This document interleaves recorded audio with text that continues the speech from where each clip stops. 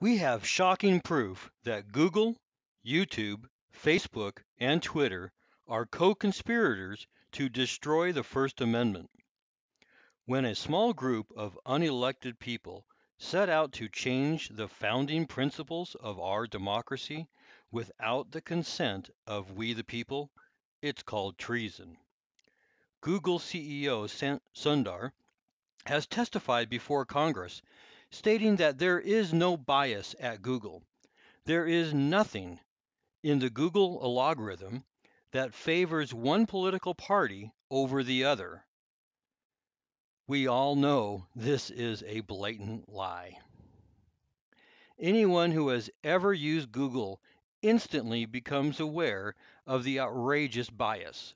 Just type Trump news into Google, and all of the first stories are negative about Trump, and from known fake news sites that are notorious for getting the story wrong and for reporting made-up stories to make Trump look bad or to push their private left-wing agenda.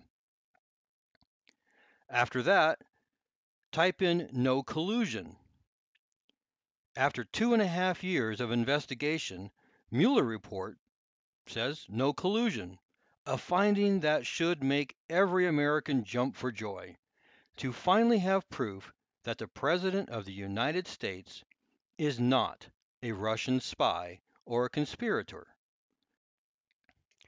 Nope, that's not the story on Google.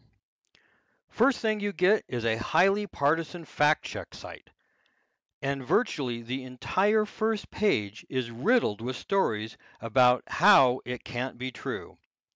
There's a definitive bias at Google. Just like when Barack weaponized the IRS against conservatives to keep their voices from being heard to win his election, Google, Facebook, Twitter, and YouTube have all conspired together to ban conservative voices. How else would all the same people get banned from all the social media platforms at the same time if it was not a coordinated effort? Statistically, that's impossible. It's like there's someone else behind the scenes, someone that is orchestrating all of this. Like they are working from a list. Well, they are working from a list. But more on that in a moment.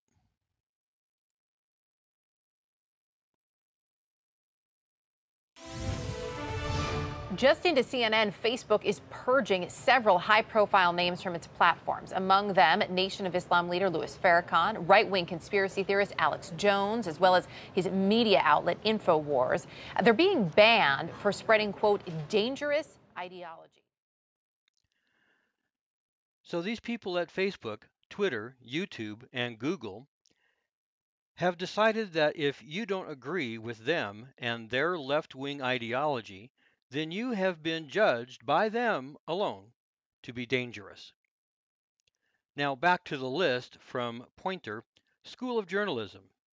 You would think a school based on the principles of free speech would understand how dangerous it is to create a list of websites in order to ban free speech. YouTube, Facebook, and Twitter is the modern-day town square. This new modern-day town square evidently needs regulations to protect our free speech. Let's listen in to see what SGT has to say about this. 1 second, but here's the index of unreliable news websites from Poynter. Now, these disingenuous enemies of truth write, misinformation is a thriving industry on the internet, supported by social media shares, advertising dollars, and political donations. And of course, misinformation is what they call anybody that would tell the truth about the deep state coup to topple our sitting president, the ultimate conspiracy to topple Donald Trump. It's all spilling out. The truth is oozing through the pores. The dam is breaking, but they continue to call it misinformation, and they're trying like hell to shut all of us up who have built platforms based on real news and truth. Now, if you scroll down, guys, you'll find 21st Century wire.com. You'll find actingman.com. Zero Hedge is on this list. As I stated before, Breitbart.com is on this list. Amoland is on this list. This list is absolutely extensive and includes, and I'll scroll down to show you, the LibertyMill.com and the Phaser.com. This list even includes RT.com. They don't want any truth spoken at any point anymore, and they don't want any more people waking up. The Gateway Pundit is on this list. The Free Thought Project is on this list. And right there, you can see the Phaser.com, which they label conspiracy. And there's the LibertyMill.com. Now, I'll tell you something funny. Somebody over at the Southern Poverty Law Center screwed up in their notes because the people who wrote this report failed to include sgtreport.com, which is a much bigger site than the libertymill.com and the phaser.com. And SGT Report and me, SGT, I created the phaser.com and the libertymill.com. And I think the reason that SGT Report isn't on this list is because somebody, and this happens a lot, as I mentioned in that interview I did with Rowan Croft earlier today, a lot of people confuse when they mention my site. They call it STG versus SGT. And I think notes got crossed, and whoever wrote this absurd report tried to search for my site under STG, and they came up with this STG something Gazette.com, which is ranked 19 million in the web rankings, completely irrelevant, but it's labeled fake, unreliable satire. Not sure if they really meant to include me or not, but the Phaser.com, the LibertyMill.com, DaveJanda.com is on this list, Zero Hedge, and Breitbart. These people are insane, and they're terrified of the Great Awakening. I want to share this with you. This comes from Dave Janda. He posted this earlier today. Guess who's behind this report? Prepare to be shocked. Who funds this Poynter Institute, this bastion of journalism intelligentsia that can pass judgment and demand that organizations such as mine, DaveJanda.com, be terminated, that be bankrupted? Guess who some of the funders are? Oh, yeah, this is shocking. Sit down. Journalism Institute, funded by George Soros, falsely claims 29 conservative news outlets are fake news. Poynter, the Journalism Institute responsible for training writers and reporters, this from the National, decided to promote a left-wing smear of conservative groups online. The result was a hit job written by someone who works for the anti-conservative Southern Poverty Law Center for a journalism organization funded by prominent liberal billionaires such as George Soros and Pierre Amadar. Look, I'll pause it there. You guys know these are the same characters that have been targeting Christians and truth tellers forever, and they're not about to stop. So let's take a look at what the Daily Caller has to say about Poynter's list. As one can imagine, every conservative media outlet is on the list with a bias, unreliable, or clickbait rating. The Daily Wire is on the list for bias. Very few left-wing news outlets are on the list. Raw Story and the Daily Kos made the list for clickbait. But no well-known left-wing outlets are on the list for bias, like CNN, MSNBC, CBS, ABC, the entire alphabet soup news outlets.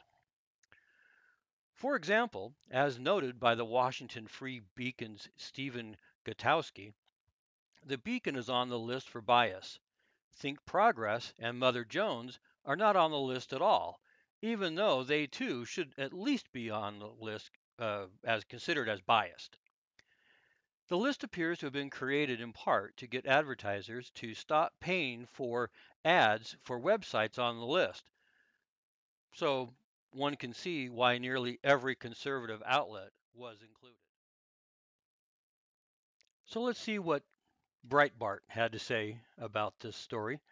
Poynter Institute claims on its About page that it champions freedom of expression, and yet on another page, Poynter published a list of 515 media sites, including Breitbart News, that it wants blacklisted and shut down.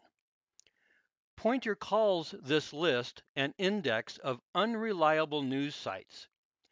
and is openly calling for advertisers to stop sponsoring these sites, to pull their sponsorship, to put these sites out of business.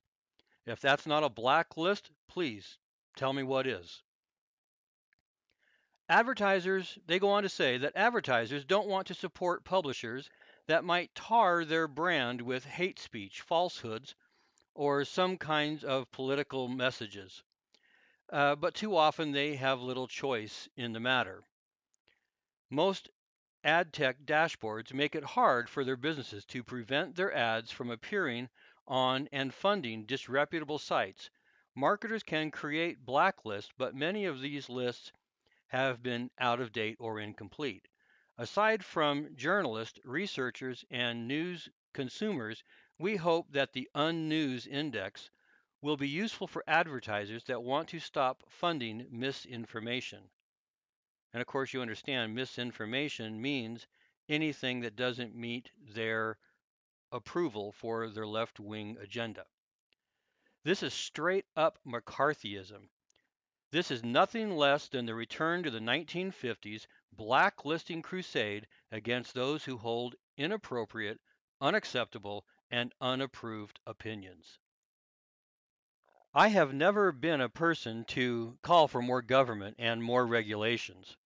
It's becoming apparent that federal regulations are needed on all social media platforms in order to safeguard everyone's right to speak their mind, without fear of being bankrupted by big media giants that are desperate to control the public narrative. This effort shows how desperate they truly are.